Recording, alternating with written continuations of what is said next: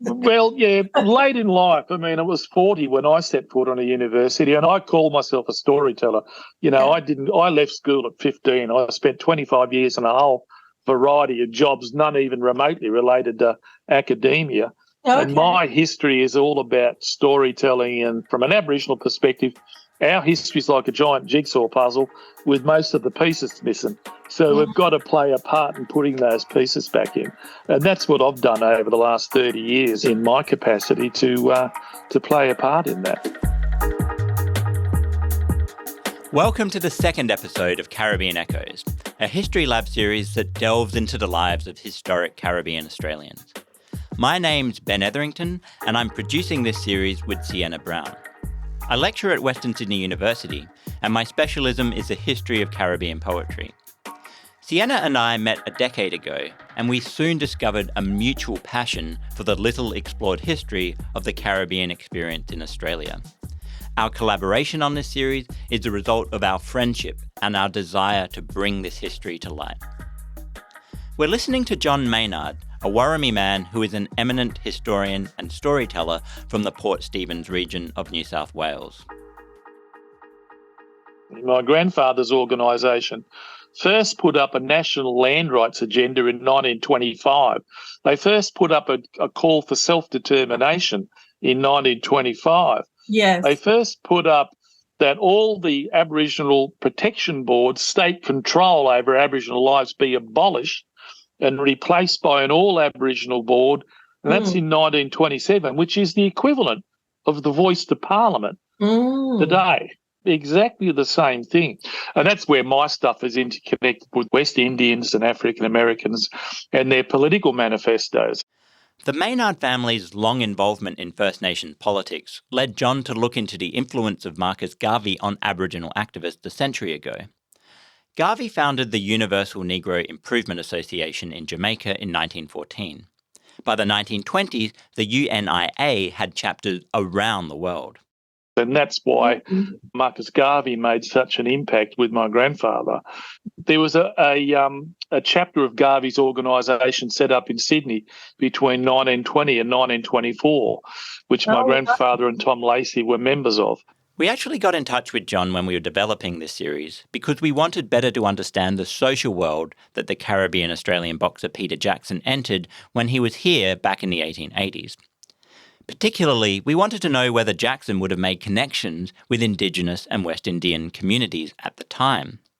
Our conversation soon expanded as John pointed us to other influential black boxers then active in Australia and how this all links up to the political movements forged by John's own ancestors. In this episode, we pair the conversation with John with one that we had with another Indigenous storyteller, the celebrated Aboriginal writer Tony Birch. Like John, Tony's ancestral story is connected to the Caribbean presence in Australia. In his case, though, it's actually one of his own ancestors, his great-great-great-grandfather, Prince Moody, who was born into slavery in Barbados and later transported to Australia as a convict. The story of Prince Moody in Australia is that, like a lot of other convicts, he's initially working as a form of indentured labour. Not only convicts, but so-called free labourers are working under the Masters and Servants Acts. So I don't think it's a stretch to say that someone like Prince Moody, he would have been working under the same restrictions as he would as a slave in Barbados.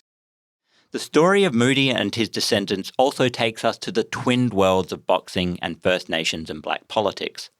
Tony's family history brings up challenging questions about black and Indigenous identity as his forebears navigated a racist colonial world, which we'll get into.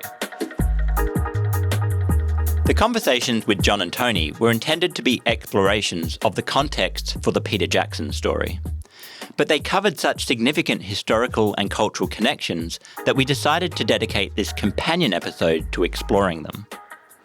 As it turns out, both of our conversations gravitated towards one of the most momentous sporting events in modern history, the bout between the white world heavyweight boxing champion Tommy Burns and his challenger, the African-American Jack Johnson, which took place in Sydney in 1908. Why was this such a world-shaping event? Why would it prove to be so important for Black and Indigenous politics in the years afterwards? And how does this all relate back to Peter Jackson? A quick warning. This episode involves consideration of racially derogatory language. Our conversation with John Maynard starts back on the docks in Sydney, where Peter Jackson first stepped ashore. We asked John about the connections between Black and Aboriginal men in this space, where the local meets the global, the colonial meets the imperial. As my historical work shows, there were Aboriginal dock workers. This is not just Sydney, but Brisbane and Melbourne and other docks around the country. And the reality is, these visiting international merchant sailors, they were looking down onto the docks and they spotted a black face. So when they come off those ships, they would gravitate towards these people. And there was also a passing of knowledge. And certainly in my grandfather's experience, the whole concept of racism, prejudice and oppression, he began to realise wasn't just a localised thing. It wasn't just impacting on the Aboriginal people here. It was a global thing. And it would need to be recognised and fought in that way. I just wanted to pull it back a little bit to 1880. Do you know if Peter Jackson came into contact with Indigenous people? Was there a trainer that was Indigenous that he may have come into contact with? I have no records available to me that I've seen that Peter Jackson had contact with Aboriginal people. More than likely he did. I mean, this predated the introduction of the White Australia policy, but, for a black man on the streets of Sydney or Brisbane and Melbourne, let's face it, the red carpet wouldn't have been rolled out, The welcome mat wasn't there, There was already this building of sentiment that Australia needed to be whites only. That was the world that Peter Jackson was arriving in. We know that Jack Johnson certainly did. There's lots of records of Jack Johnson having immediate contact with Aboriginal people, and also in the records of how that inspired Aboriginal people. Do you want to talk a little bit more about that? Because we do have a connection with Jack Johnson and Peter Jackson as well, of course. Yeah, through Peter Felix. Who is Peter Felix? Peter Felix is a West Indian boxer who was in Sydney and who was actually trained at one time by Peter Jackson after he'd finished boxing. But, of course, he was deceased, Peter Jackson, by the time Jack Johnson was in Australia and actually met Peter Felix. But Johnson actually came to Australia in 1907 for the first time. And like Peter Jackson, he had denied opportunity of fighting for the heavyweight boxing title on Calabar. The white champions just refused to fight him. And the reality is, the same with Peter Jackson, they were in fear of both Jackson and Johnson because they damn well knew that they were the best fighters on the planet. And there was no way they were going to risk their titles by fighting either Jackson or Johnson.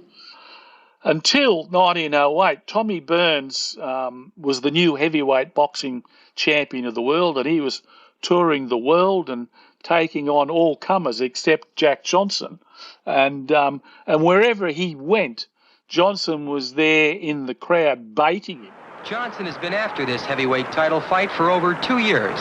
He hurled challenge after challenge at Burns to no avail. Johnson employed the unique strategy of purchasing a ringside seat at every one of Burns' title defenses. As Tommy fought, Johnson would sit there screaming insults, taunting the champion. His high voice stood out like a beacon light at ringside when Burns fought Philadelphia Jack O'Brien. At Dublin, when the champion beat Jim Roach, Johnson was there screaming. Again in Paris, when Burns knocked out Joey Smith, and finally in Sydney, when Burns disposed of Bill Squires. It was then, in Sydney, Australia, that the champion could take no more. And in Sydney, at a press conference, Burns was answering questions from the journalist. Johnson's there, get up and said, "Why don't you fight me?" Then another guy in the audience was a guy, U.D. McIntosh, a young sort of entrepreneur in Sydney. And McIntosh put his hand up and Burns said, "Yeah, what's your question?" He said, "How much would it take for you to fight Jack Johnson?" And Burns, without thinking, said something like £6,000. Now, that was an unthinkable sum of money at that particular point in time. And with that, McIntosh banged his hand down on a seat next to him and said, "Done." As if to say his next thing was to find the money. And that on top of that, he had to build the Sydney Stadium at Rushcutters Bay. And he managed to achieve all of that. Johnson only got £1,000 for the fight. But from my perspective, Jack Johnson probably would have climbed into the ring for nothing to get the opportunity of fighting him. Yeah, that's and right. that fight for the heavyweight title in Sydney at Rushcutters Bay between Tommy Burns and Jack Johnson was, until the 1956 Olympic Games in Melbourne, the biggest sporting event Australia held with an international audience. There were 20,000 people inside that stadium and another 40,000 outside that stadium who couldn't get in. And from Jack Johnson's memories, he only spotted one black face in the crowd. And he said, "My gaze was drawn to that man in the crowd at the back near the fence." He said, "Because every time I threw a punch, he was throwing a punch, and he said at one point he was up on the fence and he fell off. He got that excited. I mean, the racial abuse, which is in the records that were being hurled at him in that Sydney stadium, were absolutely incredible. But he just smiled and laughed at the audience and absolutely tore Tommy Burns apart. Start of the 14th round, the police had to jump into the ring and stop the fight because the punishment was so severe. And Jack Johnson was crowned heavyweight champion of the world. So, John, was Johnson even aware that this landmark victory happened in the country Peter Jackson's from? Only that he went to visit his grave, because he'd been long dead at that particular point. But before he returned to America, he went to Brisbane and he was taken out to visit Peter Jackson's grave. And by all accounts, Johnson said to the people with him, "Stay there." And he went up to the headstone on his own. And obviously he had his own personal reflection. My thoughts are of going to Jackson's grave like that, he probably reflected, "Well, you started it and I bloody well finished it." I will say there was an acceptance of Peter Jackson here, but they always put it, if you like, a sense of a whitewashing of Peter Jackson. Peter Jackson was, of black skin, but he had the heart of a white man. And Jack Johnson was often reminded of that. "You're not like, Peter Jackson. He's a gentleman." That was the environment and sad reality of Peter Jackson's experience. But I wonder how you might think about the attitude towards Peter Jackson. You've talked about how he was perceived as a gentleman, and gentleman was kind of coded racially as white. But on the other hand, he is from the West Indies. He's a black man. He had a big following in the black community. And this is someone who ends his life quite celebrated in the same year as the White Australia policy is brought in as the official kind of migration policy for the country. And I just wondered if you could help us grapple with some of the seeming contradictions here of Peter Jackson being, broadly loved and embraced by a white dominant Australian community that is just kind of trying to, in a sense, enforce its racial domination of the country. It must have been a difficult space for a man like Jackson to navigate, to get that sort of acceptance and to be able to move in that space. There's a story, I think it's Sydney as well, there was a horse and a carriage or something that had come loose, and Jackson went up to gather the horse or the carriage or something, and some old white bloke come up and banged him on the back and get away from, that horse nigger. Now, Jackson could have turned around and absolutely flattened this guy, but, he just shrugged and just walked off. And the comments were, that was the man of Peter Jackson. And I think the epitaph on his headstone is, "This is a man," and that pretty much sums sums it up. But again, in the same token, if that had happened to Jack Johnson, that guy would have been on the ground,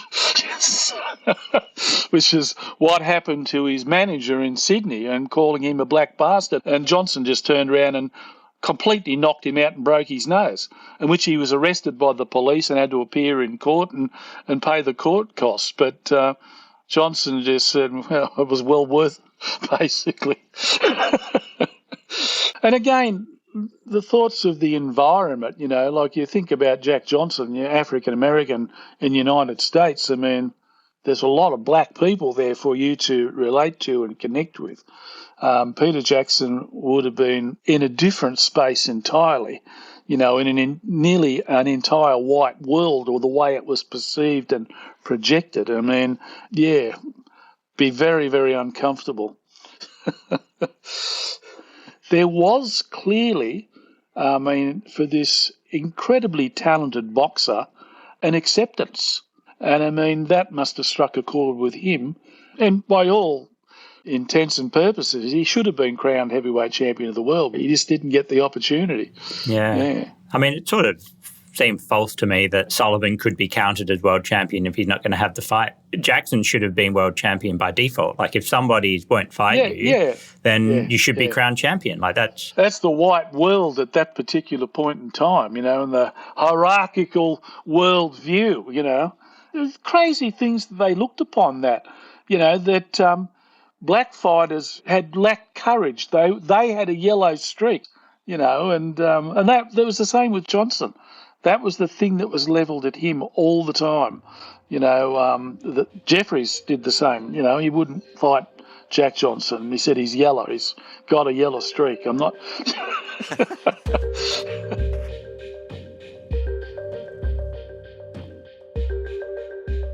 I just want to come back to something you said earlier, John. You said that while we have few records of Peter Jackson interacting with Aboriginal people, there are quite a lot of records of Jack Johnson doing so. Could you say more about that, about the circumstances that led to him conferring with Aboriginal people in Australia?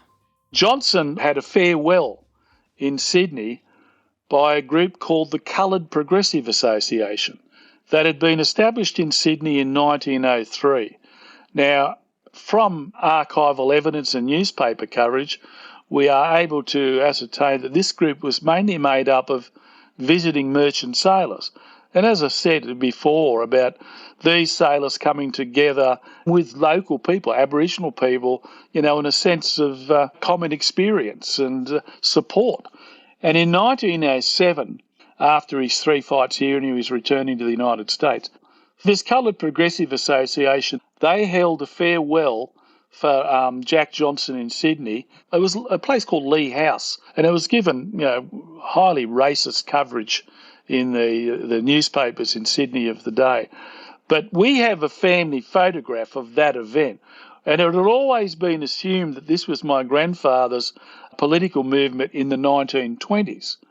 But I was interviewing an old uncle in Western New South Wales 30 over years ago, and we had that family photograph on this table, and I'm saying, this is the AAPA, and the old fellow said, that's not no AAPA. He said, that's your grandfather there, but he said, that man at the back in the light suit, he said, that's Mr. Jack Johnson. And I've always been a bit of a boxing aficionado, and, and I looked closely at that photograph then and thought, bloody hell, that does look like Jack Johnson. I then went to the Mitchell Library in Sydney and went through microfiche and old newspapers, and of course I found the reference to this farewell from the Coloured Progressive Association to Jack Johnson.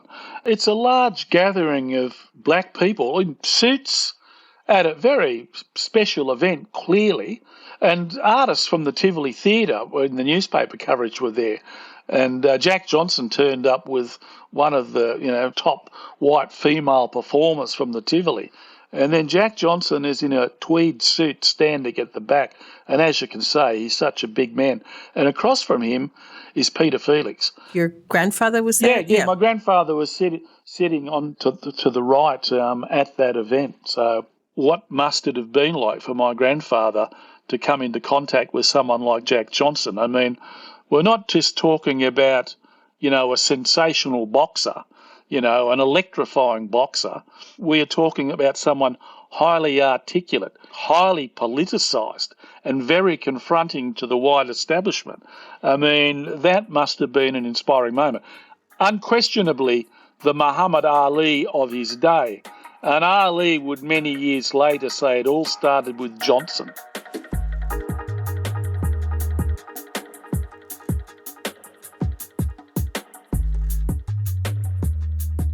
I should note his other claim to fame is that when John Wren brought Jack Johnson to Australia, Les Moody was part of that troupe that went around with Johnson. So it's a remarkable connection. Unfortunately, Les used to claim that he fought Jack Johnson, which would not have been possible because a bantamweight would never fight a heavyweight. But I love the idea of knowing that my great-great-uncle Les had been in the presence of Johnson and, I'm sitting with this man, so she had two degrees of separation, but I don't know any more than that. So as a writer, I'm not frustrated by that. It's how I would play about it. This is the Aboriginal author Tony Birch, and he's talking about his great-great-uncle Les Moody. It's amazing to discover that Jack Johnson profoundly touched the lives of both John's and Tony's ancestors, who carried with them the story of that encounter over the course of their own remarkable lives. But perhaps this is more than a coincidence. It speaks to how Johnson's time in Australia touched the lives of so many Black and Indigenous people, reshaping their sense of themselves and their possibilities. Through the exploits of Peter Jackson and then Johnson, Australia had become a key global site for political and cultural assertion through sport. When we sat down with Tony to discuss boxing, though, our starting point wasn't Jack Johnson, nor was it Peter Jackson. It was Tony's own connection to the Caribbean and his family's storied history in this sport. In Tony's case, questions of boxing, of politics, and of identity are all mixed and layered into his family's oral history. So we also wanted to delve into questions of storytelling and the colonial archive. We met up with Tony on a bright summer's day in a room in the Baillieu Library at the University of Melbourne. You don't mind if I have the cans on, just so I can monitor? No, I don't mind. Slightly alienating. Yeah, I've been interviewed by police many times. This is easy. Where's the phone book? So let's begin. If you could just tell us the connections you have to the Caribbean. My connection to Barbados is quite strong in the sense that I'm a direct descendant of a man called Prince Moody.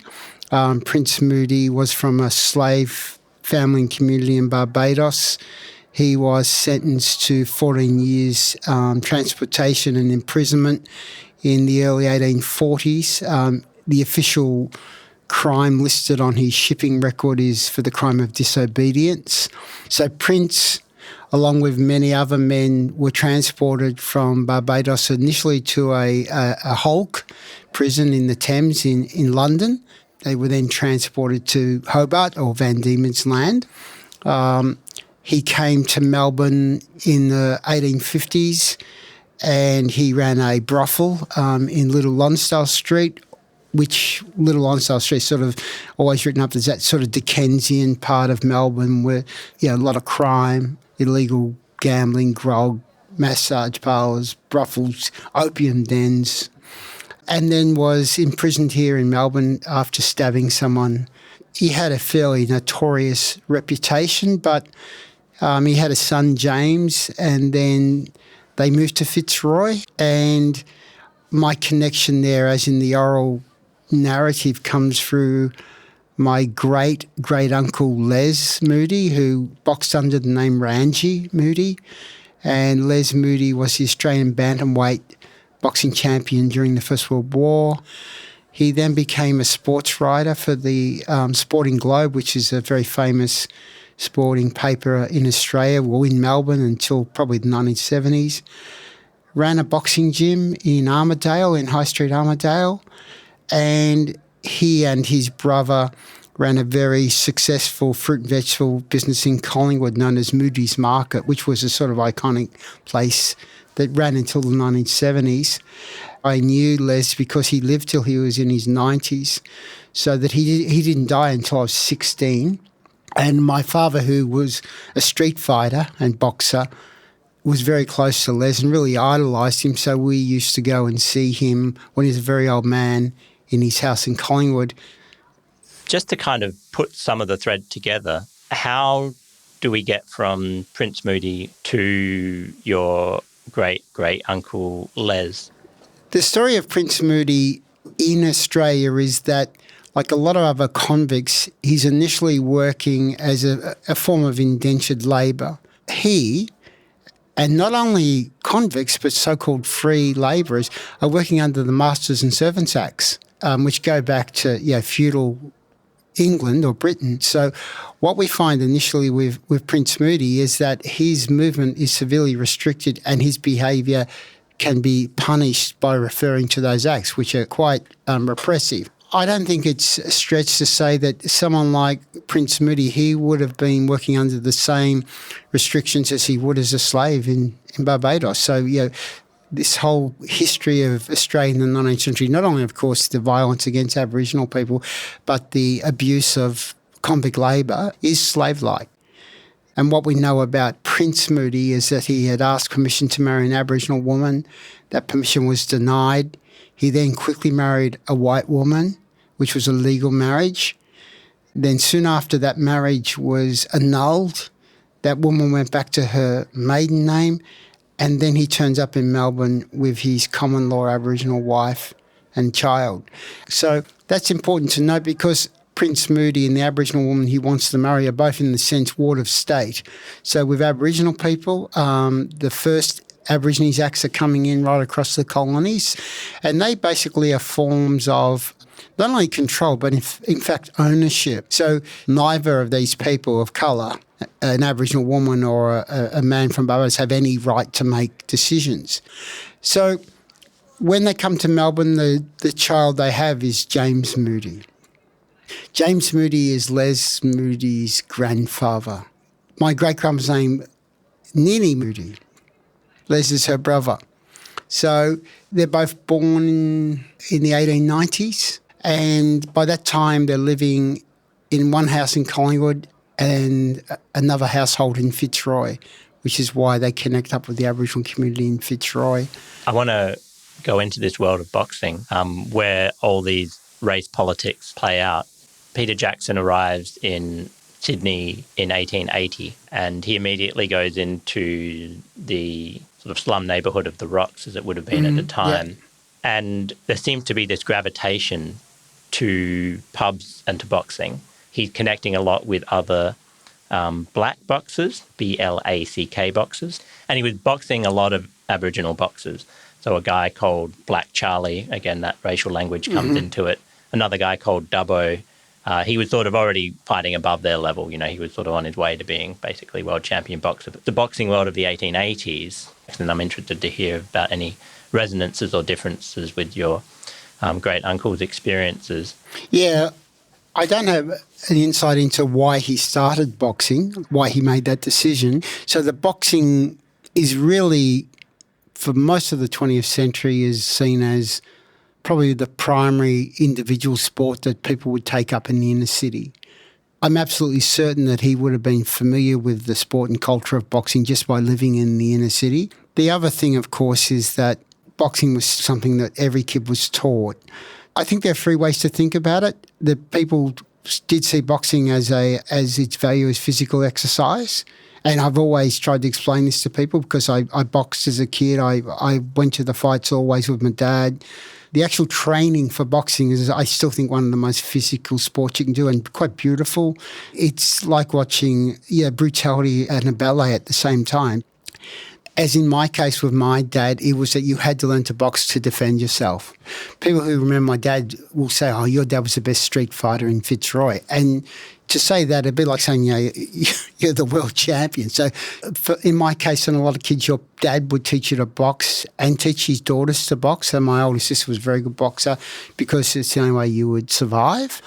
But the third one, of course, is the potential lucrative outcomes of boxing are also very strong. In Les's case, I know he said he preferred to fight in Sydney, even though Fighting Sydney, the racism was worse, as in the verbal racism in the crowd, but the purse was better. And he did say to my dad, I don't give a fuck what they call me as long as they pay me. And I know that they put that money initially into the fruit and vegetable business. So I think for him, none of that would have been possible without him having been a successful boxer. The other, I think, quite tragic aspect of this is that for people like Les, and I think for a lot of people of colour, there are so many gaps because there are always attempts to erase. If you go to one of the versions of the Australian boxing records, it's hard to find records of his fights. I was so relieved when I found, in this case, I did find the archival evidence of the night of the fight and description of him winning the bantamweight title. So, yeah, in regard to Aboriginal people, often people know more about the failures of Aboriginal sports people. So how do we go about recovering and giving credit or recognition to someone like Les? If you want to recover the full story of someone like Les, the oral narrative is absolutely vital. But even still, because the passage of time is so long, there are many aspects of his life that you'll never recover, whereas I guarantee with a white boxer you could find a lot more material. Probably the other issue about that to note is that Les was, it's the contradiction of colour, I suppose. While he was very great storyteller about his family history, he also wanted to emphasise his right to be an Australian citizen like anyone else. And to be honest, with Les, it meant for him that he didn't associate with other Aboriginal or coloured people. So he in a sense, had isolated himself. And for me, not to be judgmental at all, within my family and other Aboriginal families, other families of colour, there are a lot of different stories about who you are. So that my grandmother on my mother's side of the family, who's a Tasmanian Aboriginal woman, she in her lifetime used at least 6 aliases, and you would have told at least a dozen stories of who she was and where she came from, none of which were true. I think for a lot of people living from the late 19th and the 20th century, it's a very dangerous time to be a person of colour, and it doesn't surprise me that some people invent stories about themselves. And we've got to remember the fact is his nickname was Ranji. That wasn't his actual name, that was a nickname. And that's on his tombstone, which is in the Carlton Cemetery here, Les Ranji Moody. When he's boxing, he's often just called Ranji Moody. The other thing that he talked about a lot, and I've done a lot of research on, is the shocking levels of racism, regardless of his stories of himself. Sometimes he's called the dusky lad, but he is called a nigger, sorry for the term. He is also called the coffee-coloured coon from Melbourne. And one of the things that you realise this is coming from the crowds, particularly obviously when he fights a white person, it's coming from the reporters. There's sort of a paternalistic, humorous note to how they describe him before the fight, but as he starts to win the fight, the language becomes more overtly racist. And often when he wins a fight, it's as if he cheated. And even in one of his fights where he's obviously a very skillful boxer, so he wasn't a knockout merchant, he's clearly evading his opponent, and they call him a coward because he's not getting hit, and he wins that fight. I think there was a lot he had to deal with, and I think he fought a lot to be respected, and part of that I think impacts on how he describes himself. I'm just wondering, has exploring your family's oral history shaped how you approach your writing? When I was working on my first book, Shadowboxing, there's a scene in that book about visiting the family grave at Coburg Cemetery, which is about the secret of that family passing off as Indian. And when you go out there, all the family members are sort of named, not on a fancy headstone, but just on a plaque in pen or something. There's about 5 or 6 people, including my great-grandmother, my grandmother, my great-aunt who died young, and Les. Someone a distant relative read that and they sent me an email and said, I think we're related. Your great-great-uncle Les Moody is also my great-great-uncle or something. And so we corresponded a little bit, and I said, I'd visited his grave, the family grave out at Coburg. And the woman said, well, he's not buried at Coburg. I said, yeah, I've been there. His name's on there. She goes, well, no, he's buried at Carlton Cemetery. She sent me that photograph, and then I found his grave with his headstone, with his wife at Carlton. And now I sort of look after the grave because, I don't know, no one else goes there. And even that is a sort of remarkable because there's this lie about him being buried in this family plot as a Anglo-Indian, I imagine, whereas in fact his body is in another location where his true self is. And it's so ironic for me because on my mum's side of the family, my great-grandfather by marriage, he was from the Punjab. His name was Butta Khan, and I know that family story as well. So while I have these fake Indians on one side of the family, I have really strong Indian connections on the other side of the family. In my last book of poetry, I've got a long narrative poem called The Eight Truths of Khan, which is based on my great-grandfather and his difficulties with the immigration department. And I did it before I did what I call a series of poems called Archive Box, which were related to issues of incarceration, removal of children. And, yeah, in that instance, and other Aboriginal writers are doing something similar, Natalie Harkin, who's a great writer from South Australia, a mate of mine, is that we look at the archive and we make it speak in a way that it doesn't want to. In other words, surprise it open, that the truth is hidden within bureaucratic language. So one of the political acts is to make it talk. And I think if I were to do anything more with Les's story, it'd be quite legitimate to make it talk in a way that it refuses to do. Yeah.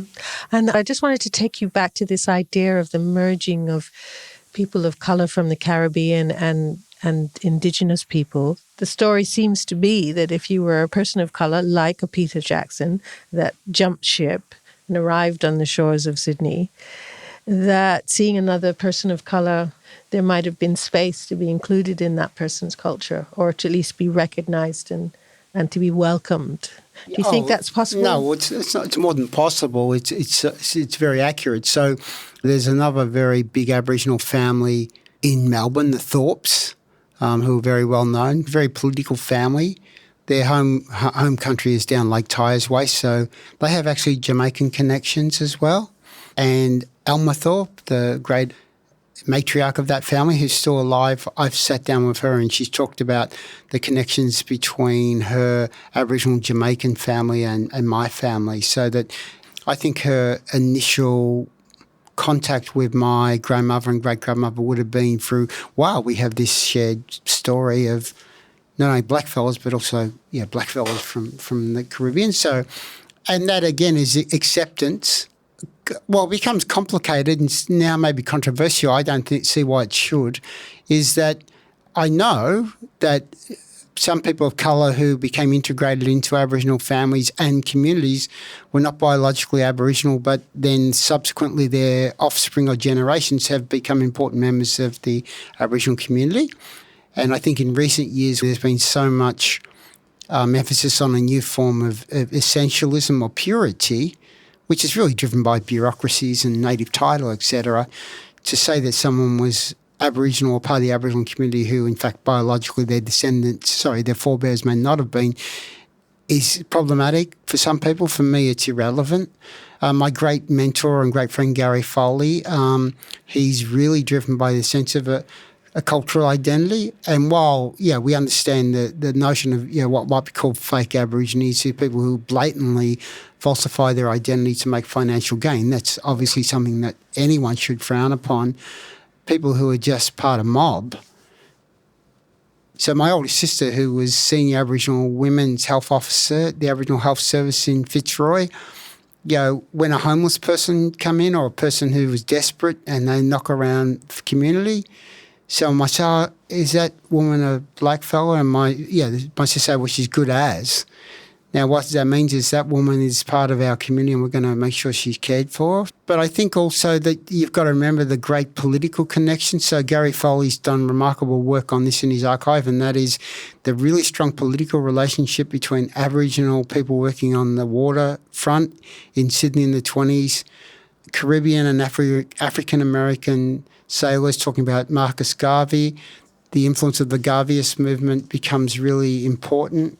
So another black fellow mate of mine, Johnny Maynard, history professor from Newcastle, I think his grandfather was involved in this. So that political solidarity and sharing of intellectual knowledge is, 40 years before the Black Power movement, which also has incredible impact in Australia.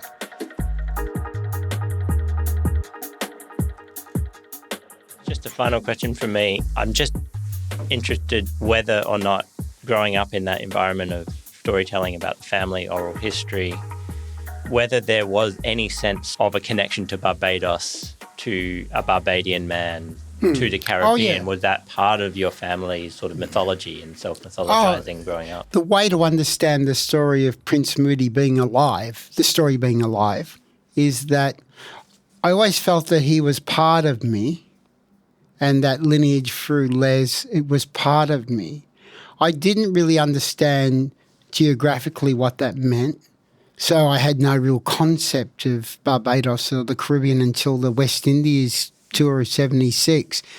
And I still remember, when you look at someone like Viv Richards or Joel Garner, and Joel Garner in particular just coming in and it's like someone's going to hit you with a cannonball, I used to take great joy in that. And in fact, I don't know an Aboriginal person who followed Australia. There was that sort of affinity. So one of the things that I always knew is that Prince Moody was transported for the crime of disobedience. And I think one of the strongest emotional senses I felt of being connected was when my older brother discovered the shipping record, which I have at home, and it was such a powerful word. Like I felt so connected. I felt really proud of him. I did feel, well, that's something I did inherit that from him. I feel a sort of a sense of ownership. I look after one of my grandchildren once a week. I always have taken those grandchildren to Les's grave because I don't want them to lose that story or lose that connection of who they are. It's why the Fitzroy Black term is so important, because when we grew up in Fitzroy in the 60s, there was no way that an Aboriginal person of lighter skin would be seen as less part of the community. That's more problematic now. Yeah, thanks, Tony. I mean, I think we've come to the end, but on a personal level, I just wanted to ask, as a migrant, as a Caribbean person, as a woman of colour, I neither feel I'm part of the Indigenous community, I neither feel I'm part of the white community, and it's hard to know where to sit within that. And I also want to know how my brothers and sisters feel in the Indigenous community towards me as someone of colour, as being a Caribbean person. Do you know what I mean? It's very complicated for me emotionally how to kind of see how one fits into that. Again, I move in very urban circles. I call myself a Fitzroy Black very overtly because one of my great friends, Destiny Deacon, whose mother is Auntie Eleanor Harding, she coined that term in the 90s. So when people started to say, well, what is your tribe, what is your totem, what is your clan, what is this? And she'd say, fuck that, we're Fitzroy Blacks, we're a diaspora of no-hopers and troublemakers, and to be proud of that. And there's a lot of us who came out of that community have been very successful but still very grounded. So in the blackfellow community I knock around in, people who come into our community, not only, but particularly if people of colour are totally accepted. But the only other thing I say, one of my mentors was Jack Charles, the actor. And Jack and I, we did a wonderful play once, verbatim theatre, and particularly about an Aboriginal man, William Barrack. We were asked to talk to the white actors, great cast of actors, and they wanted Jack to explain the issue of sovereignty. And, Jack spent a lot of time in prison. He lived on the street. He had a lot of drug problems, all sorts of things. He came through all that. And Jack said, well, sovereignty is something granted to you by government. He said, that's not my sovereignty. I don't need government to tell me. He said, I'm a sovereign person. I've got to know that spiritually. But I take my way of living from Jack, where he would say, I'll tell you what sovereignty is. I have the rights of a sovereign Aboriginal man, therefore I have responsibilities. And he said, if you walk down the street and you see someone in the gutter in need and you discriminate against that person by colour, if you say, oh, he's another black fella or a person of colour, he said, if that's a white person, my responsibility is just as strong. I like that because, you know, the other way that people often talk about this is that there's this thing, every settler or immigrant who's come to Australia benefits from the theft of Aboriginal land. And I understand that, but I prefer Jack's way of saying, well, I'm not a victim, I'm not down here, I'm up here, therefore I have responsibilities to everyone. So the notion that you would treat a person of colour because they weren't from here differently is something I wouldn't countenance. And to be honest, I've never seen that from my Aboriginal friends. I mean, it's interesting in regard to what's happening now in Gaza. If you look at why there's affiliations between Palestinians and Aboriginal people, it is about inequality. So it's based on giving support to people who are suffering. Thank you so much.